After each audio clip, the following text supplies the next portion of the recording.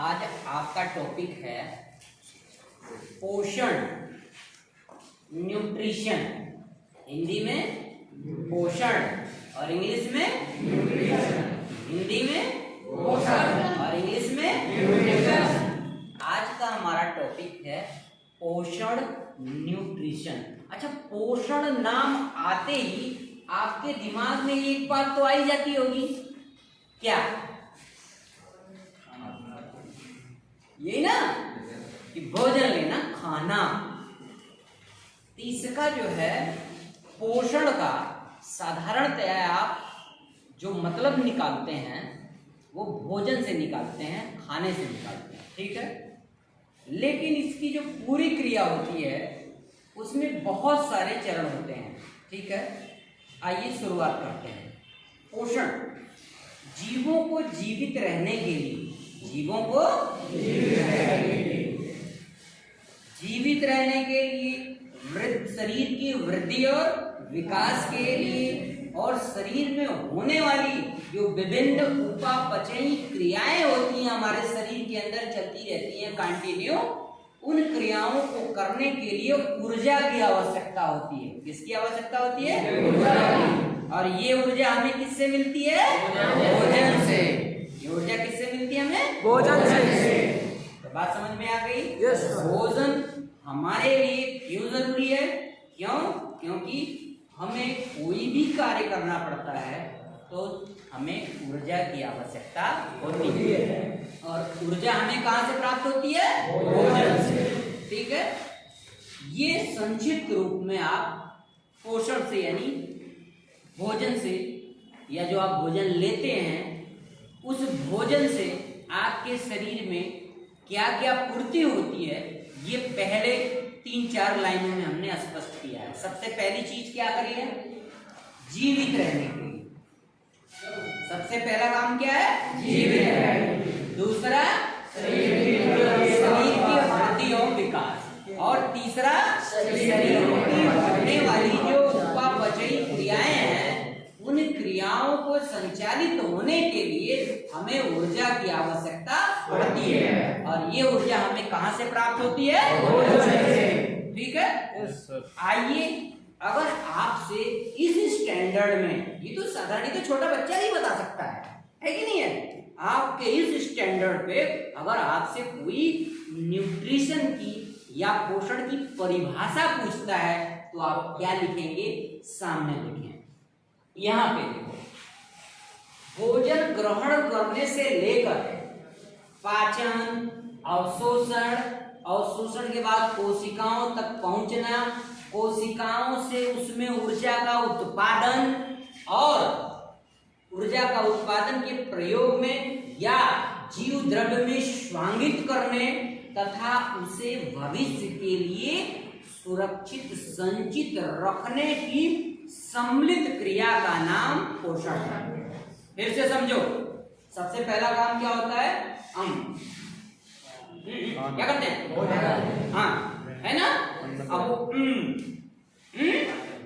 वो अंदर जाता है, दांत चबाता है, उसे लार मिलती है उसमें, फिर उसको निगलता है, ठीक है। सलाइवा होती है जो भोजन के पाचन में स्टार्च या मंड के भाग को बचाती है। मतलब कहने का तात्पर्य, सबसे पहले हम भोजन को ग्रहण करते हैं। क्या करते हैं? ग्रहण करने के बाद फिर शुरू होता है भोजन का पाचन। क्या शुरू होता है? भोजन का पाचन। पाचन के बाद जो पचा हुआ आपके काम का होता है, बताया था ना, उसका होता है अवशोषण। क्या होता है? अवशोषण। पहला हुआ ग्रहण करना, दूसरा हुआ पाचन यानी पचाना, तीसरा हुआ पचे हुए आवश्यक जो तत्व है उसका अवशोषण। अब वो अवशोषण के बाद की क्रिया है, आपके अवशोषण के बाद वो पहुंचती है कोशिकाओं में। कहाँ पहुंचती है? कोशिकाओं में। कोशिकाओं, और उसमें जो ऊर्जा एटीपी के रूप में उत्पन्न होती है, जो ऊर्जा ग्लूकोज कार्बोहाइड्रेट से उत्पन्न होती है, ग्लूकोज से, C6H12O6 से, उसे एटीपी के रूप में संचित करना, ठीक है। और जो भी एक्टिविटी चल रही है उसके लिए ऊर्जा तत्काल वर्तमान में उसको ऊर्जा देना, समझ रहे हैं ना? उसके साथ के साथ जीव द्रव्य में फिर उसे संचित करना, संग्रहित करना। जीव द्रव्य फिर उसका क्या होता है?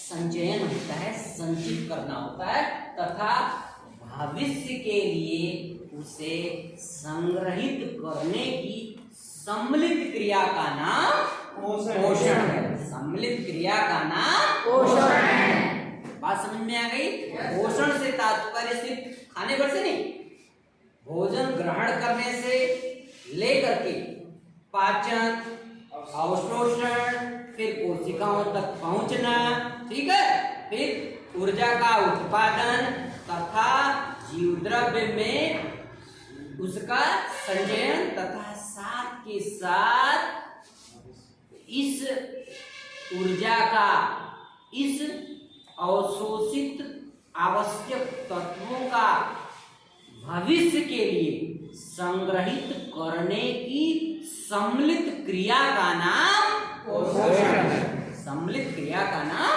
पोषण है। बहुत संक्षिप्त में आपने जो खाया, पहले पता चले क्या बात, बहुत जोर की भूख लग रही है यार, ताकत ही नहीं है, जैसे आप खाना खाते हैं कि नहीं है, चबाते थोड़ी देर बाद चलो कुछ भी काम करवा लो हमसे, है कि नहीं है? कारण आपने भोजन लिया, भोजन का पाचन हुआ, अवशोषण हुआ, फिर उसका स्वांगीकरण हुआ और उससे ऊर्जा उत्पन्न हुई और ऊर्जा हमारे शरीर में प्राप्त हो गई और कार्य करने के लिए हम बिल्कुल तैयार हैं। ठीक है ना? ये है पोषण। भोजन को ग्रहण करना, पचाना, अवशोषित करना, साथ के साथ कोशिकाओं तक पहुंचाना और जीव द्रव्य के लिए तथा भविष्य के लिए उसे संग्रहित क्रिया करने के सम्मिलित नाम ही क्या कहलाता है? पोषण। क्या कहलाता है? पोषण। तो पोषण समझ में आ गया होगा सबको? Yes sir. क्योंकि डेली खाना खाते या नहीं खाते? खाते खाते खाते जाओ, प्रभु के गुण गाते जाओ। है ही नहीं है तो बिना खाने के तो भाई चल ही नहीं सकता काम, तो इसलिए भोजन सबके लिए जरूरी है। ठीक है भैया?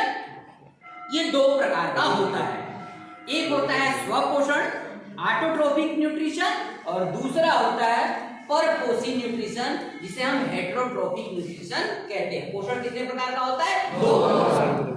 पोषण दो प्रकार का होता है, पहला होता है स्वपोषी पोषण और दूसरा होता है परपोषी पोषण।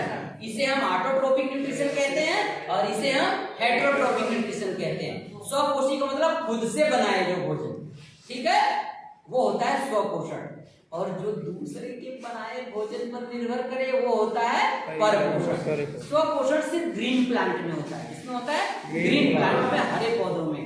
और परपोषण में हम आप सभी आते हैं जो दूसरे के द्वारा यानी पौधों के द्वारा बने हुए भोजन पर आश्रित है। आप लोग भी भोजन बनाते हो? कौन कौन भोजन बनाता है? अच्छा, बना लेते हैं, तब तो हम सारे आपके घर चलेंगे भैया। भैया इनके घर भोजन बनता है, खाना बनता है, ठीक है ना, लेकिन हम लोगों का घर तो खाना पकता है। हम लोगों का घर क्या करता है? खाना पकता है। और आपके घर भोजन बनता है। ठीक है, बना के गेहूं बना के लाना। हाँ, तो कहने का तात्पर्य भोजन बनाने की क्षमता सिर्फ ग्रीन प्लांट में है, स्वपोषी पोषण के अंतर्गत, और बाकी सब परपोषण में जो निर्भर करते हैं किसी न किसी रूप में। तो आज के लिए सिर्फ इतना ही। आज आपने पोषण पढ़ा, पोषण के बारे में जाना, पोषण की परिभाषा देखी और पोषण के प्रकार। तो आज के लिए सिर्फ इतना ही, बाकी नेक्स्ट लेक्चर में। तो आज के लिए सिर्फ इतना ही। That's all.